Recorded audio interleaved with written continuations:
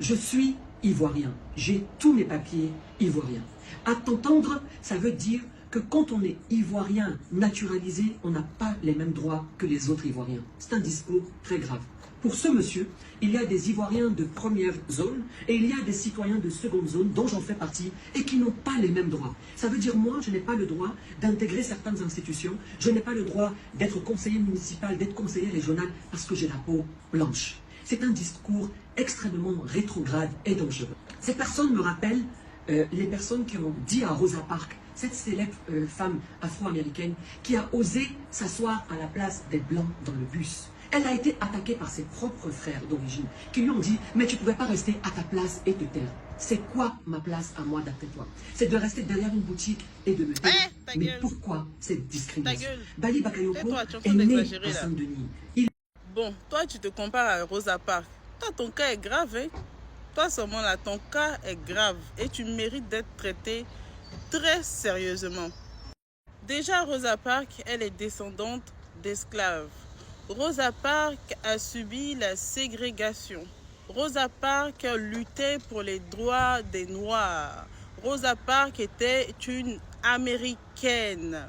Contrairement à toi, ce que tu es en train de faire là, tu sais que tu es issu de l'immigration libanaise et que parmi vous, il y a certains Libanais qui se comportent correctement, qui ont compris, comment dirais-je, comment vivre en Côte d'Ivoire avec les Ivoiriens. Mais il y a vous là, qui voulez en fait perturber la quiétude des Ivoiriens et vous devez être traité. Ce que tu dis là, c'est très grave. Ça s'appelle de l'appropriation culturelle. Et tu manques d'intelligence, tu manques de culture. Tu sais qu'il y a des choses sur lesquelles tu n'es pas habilité à parler. Par exemple, l'esclavage, la ségrégation, tu n'es pas habilité à parler. Parce qu'à l'heure où on parle aujourd'hui, tes parents pratiquent la kafala chez toi au Liban. Donc tu n'es pas habilité. Des fois là, il vaut mieux se taire sur certains sujets. Rosa Parks est descendante d'esclaves. Rosa Parks a subi la ségrégation. Les Africains, ou enfin les descendants d'Africains, d'esclaves ou les Noirs américains, à cette époque-là, n'avaient pas une bonne partie de l'économie, n'étaient pas à l'aise comme vous êtes à l'aise en Côte d'Ivoire. N'était pas, comment dirais-je, dans cette situation-là où vous vous permettez d'écraser ou de dénigrer. Non, eux, ils étaient une minorité qui se battait pour leurs droits. Ils n'avaient pas des droits, comment on appelle, on va dire humains, ne serait-ce que ça. Ils n'avaient pas ça et ils se battaient, ne serait-ce que pour être des êtres humains. Vous vous battez pour devenir des députés communautaires. C'est carrément différent. Arrête l'appropriation culturelle et ça te fera du bien. Tu pousses les Ivoiriens à mettre tous les Libanais dans le même bateau. Parce que oui, vous êtes nombreux.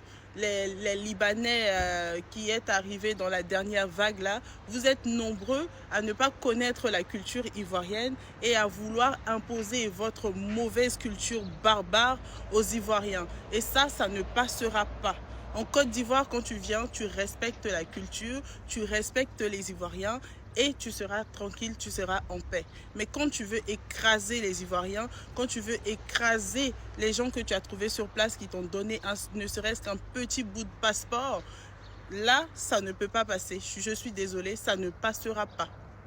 Je vois beaucoup de RHDP dire que oui, c'est la faute de Gbagbo, c'est Gbagbo qui a donné, qui a ouvert la chambre de commerce libanaise, c'est la faute de Gbagbo et tout. Mais la chambre de commerce libanaise, elle existe en Côte d'Ivoire, mais il y a aussi la chambre de commerce française, il y a aussi la chambre de commerce africaine. Est-ce que vous savez à quoi sert une chambre de commerce?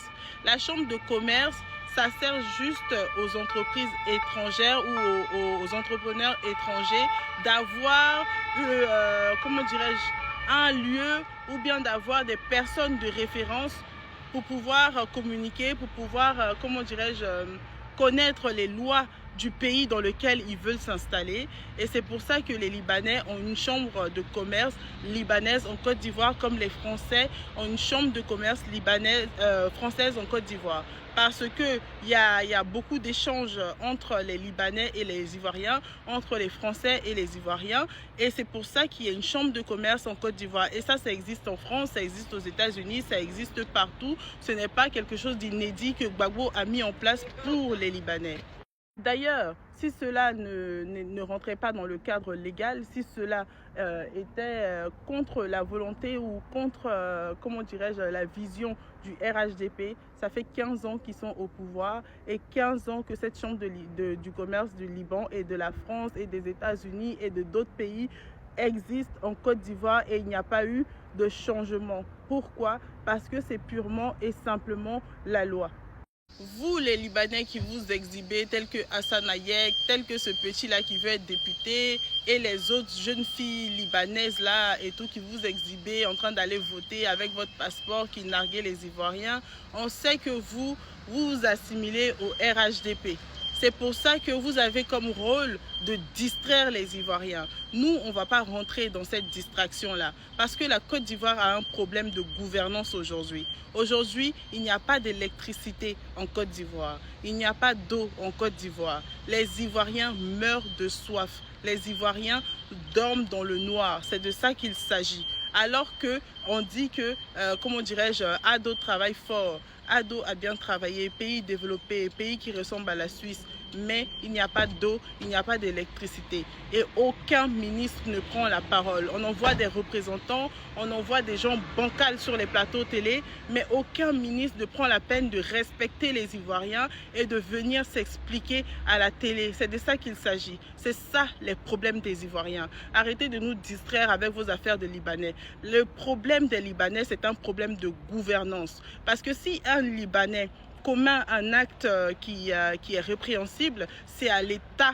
de le ramener à l'ordre. C'est à l'État, s'il le faut, de le ramener dans son pays, de le déchoir de sa nationalité, de mettre des actes forts pour que les autres Libanais comprennent qu'il y a certaines limites à ne pas franchir.